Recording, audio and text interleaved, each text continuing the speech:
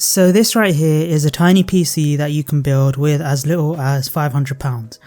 Not only has it got really good specs including a Ryzen 5 5600G, but it's more than capable of handling 4K video editing, gaming and general browsing, all in this tiny little package which is just 25 centimeters tall. Stay tuned as I'm going to walk you through exactly how I managed to build this PC.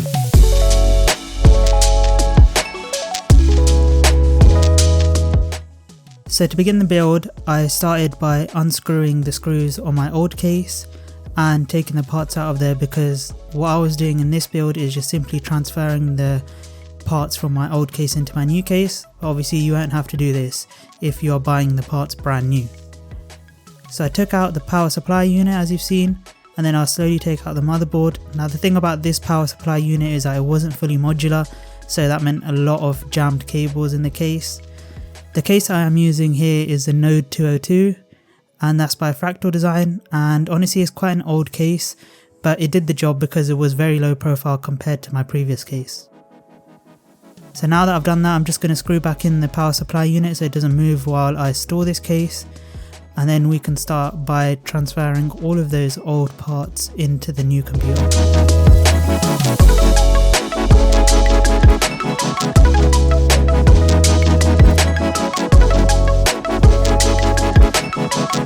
So this is the motherboard, and the CPU that I'm using here is a Ryzen 5 5600G.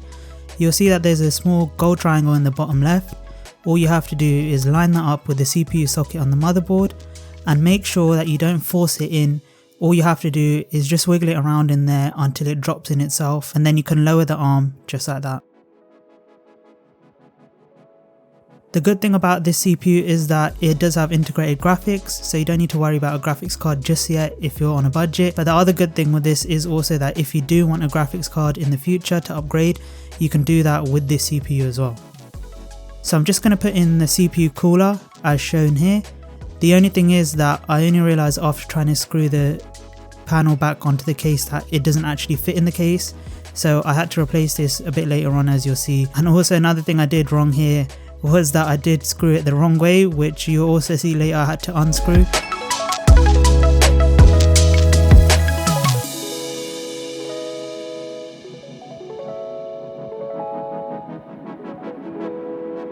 All you have to do is put that plug into the CPU header on the motherboard. As you can see over there it says CPU fan, and this connector does only go one way, so if it doesn't go one way, make sure that you don't force it down, just flip it around and try it again.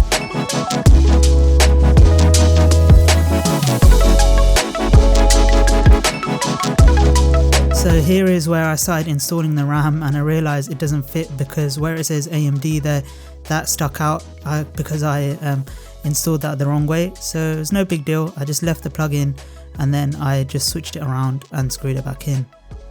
For the RAM, I decided to go for DDR4 Ripjaws RAM, and this is 2 sticks of 8 gigs, but definitely I would recommend try to go for 2 sticks of 16 gigs or 2 sticks of 32 gigs, because this motherboard does only have 2 RAM slots because it is an ITX motherboard. But you would have seen there that I did show you that there's a little notch in the RAM.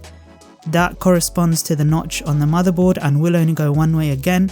So if it doesn't go one way, don't force it, just flip it around and make sure that that notch lines up with the RAM and on the motherboard. But when you do push this in, the clasps on the side close themselves, so you can't really go wrong when you're installing these parts.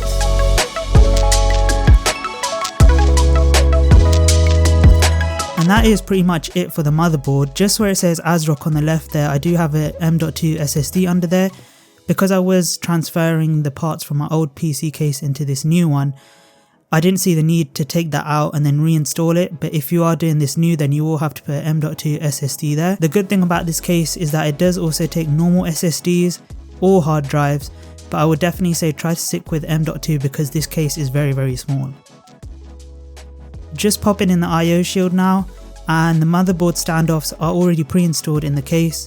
So just line up your motherboard with the case and slot in the 4 screws, screw it down tight, and that is pretty much your motherboard done.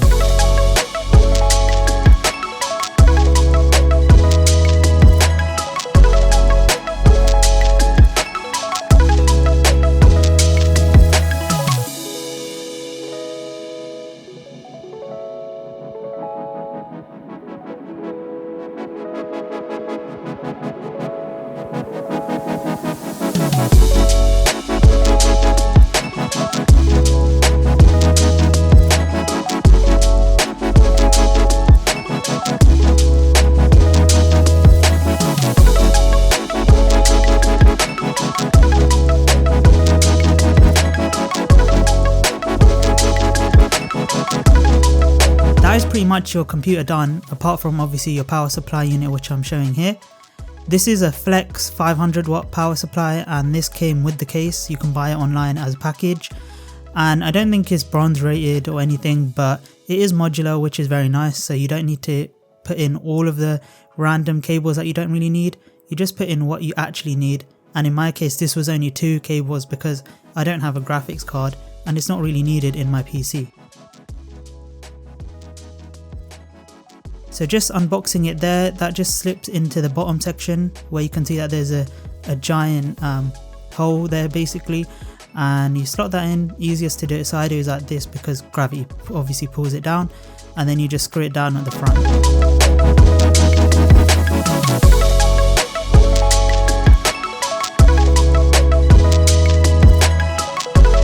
Now the good thing about this case is that although it is very small, I think it looks really nice, compact, and although, you know, thermals may be an issue further down the line if you ever add a graphics card, in my opinion, if I've not got all of these parts and all the parts are pretty small, then there's no real need for a big case. Obviously, again, I know people will talk about thermals, but when I've been testing my PC, the max temperature that I'm getting is only about 65, which is still pretty high, but is definitely manageable.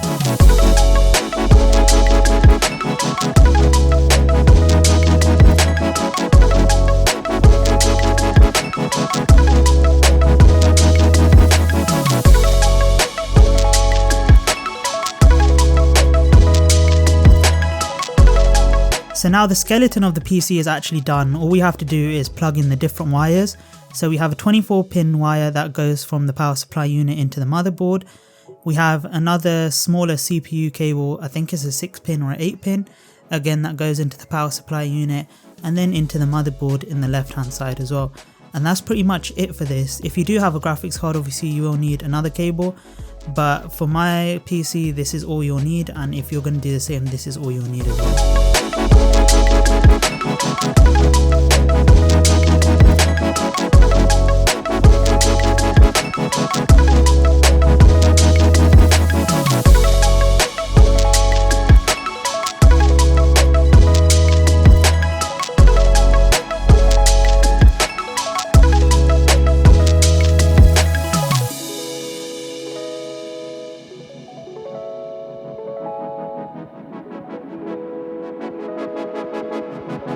Just make sure that you cable manage everything nicely because again it is a small case. There is plenty of sections where you can feed the wires through, which is nice, and considering that this case was actually only like £35 or something, which is very cheap, I think the manufacturers have done a really good job and have obviously thought about a lot of different scenarios which the person who's using it might be in.